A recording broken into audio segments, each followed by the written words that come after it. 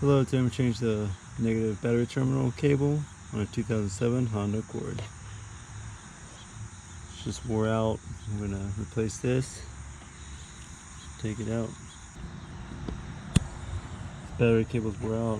It doesn't stay on. Could be your starting issues.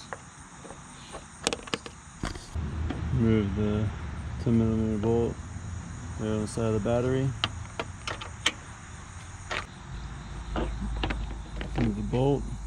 There's the old negative cable. Keep the bolt. You got a genuine Honda part. Brand new ground cable. Tighten it down. 10mm. Got the brand new negative cable on. And tighten it up. 10mm. Got the battery tightened down. Got the negative battery cable installed. This could be your starting issue. Thanks for watching. This video helped you out. Leave in the comments below.